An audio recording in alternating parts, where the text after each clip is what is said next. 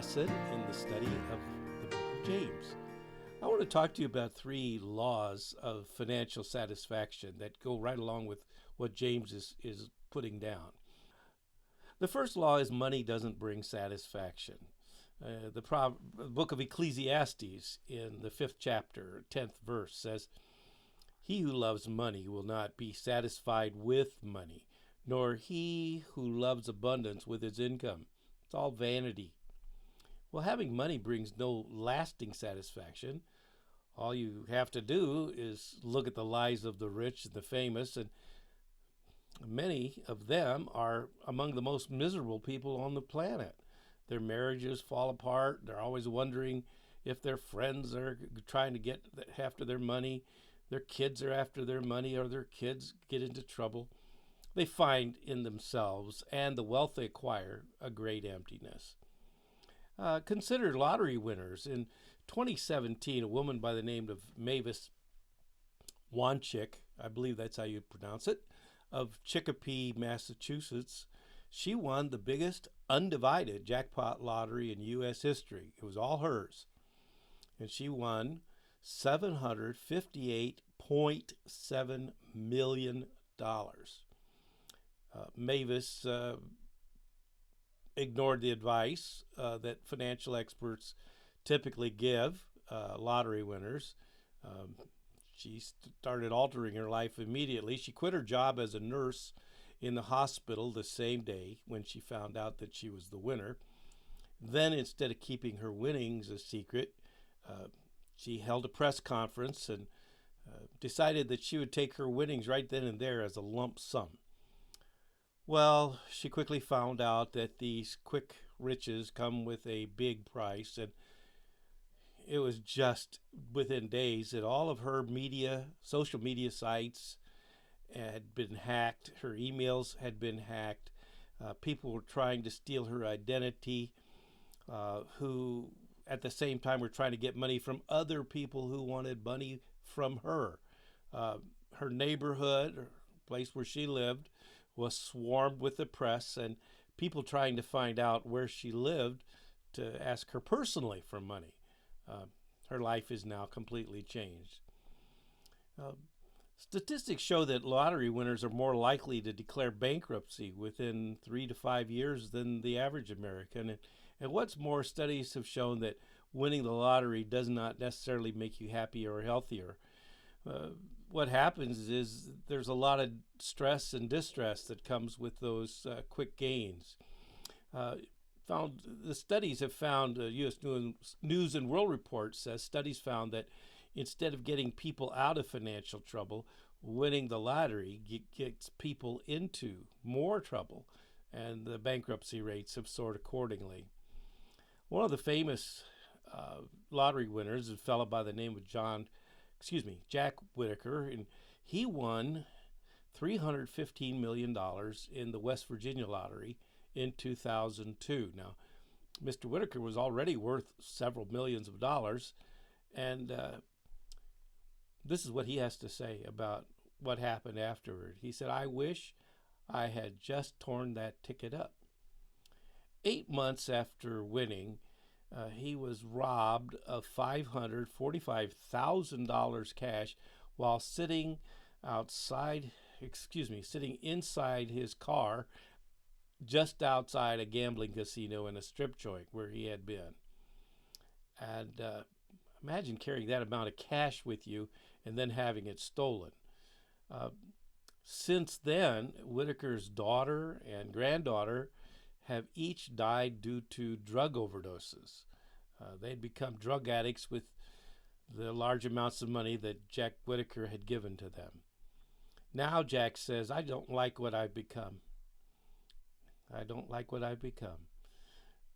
He's probably the last person to go crazy after winning the money, but there was no question about it. He lost so much just because he won the lottery.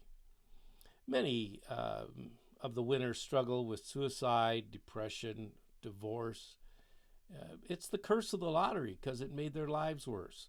And yet every time the lottery gets up to, a large amount, People are saying, boy, I could wish I would win that. Boy, life would be so different.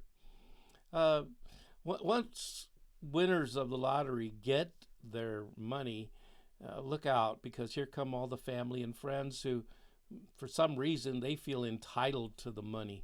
And it can be very, very hard to say no to them. Our rule is money does not satisfy. To live a life with money as its goal is to lead an empty life, which can only end in an unsatisfied restlessness. St. Augustine said, our hearts are restless until they rest in God. Only God can satisfy our longings. Second law of financial satisfaction is, remember, money does not last. When good things increase, those who consume them increase.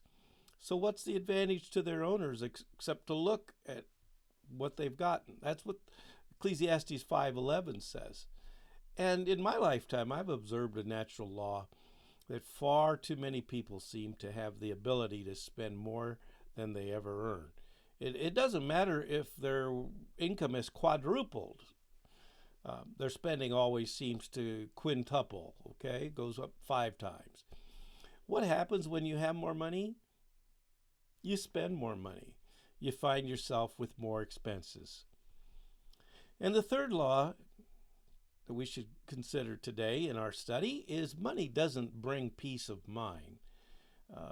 In the book of Ecclesiastes, in the 12th verse of chapter 5, it says, the sleep of a working man is pleasant, whether he eats a little or a lot, but the full stomach of the rich man does not allow him to sleep. In other words, whatever you own owns you. The more you have, the more you have to worry about, the more you have to worry about keeping it safe and secure. And that can just destroy your health, destroy your peace of mind. One of my favorite stories is told of a man who was traveling by train across the Indian subcontinent, and he'd placed his suitcase beside him, and it was filled with valuable jewels. He put it on the seat beside him, and he kept his hand on it. And throughout the long journey, he struggled to stay awake in fear that someone would steal his briefcase with all the jewels. And the poor man would find himself nodding off, and his head would lower and jerk, and then he'd force his eyes open, and this continued until the morning. And at long last, his eyes became so heavy that he just dozed off. Sometime later, he awoke with a start to find that his briefcase had indeed been stolen. Interesting reaction by him. He said, at last, I can finally get some sleep. Sleeping is a pleasure, as you know. And is there anything wrong with money, though? Is there anything wrong with jewels? No, nothing in itself. But it's the love of money and the pursuit of wealth that James and other writers of the New Testament talk about, 1 Timothy 6 and 10. When an attempt is made to find satisfaction for the soul through money, then money is elevated to a divine status, and the pursuit of it becomes idolatry. It's just another form of idolatry. Jesus said, you can't serve God and money. Now, James is going to have a lot more to say on the topic of money in some of our further studies.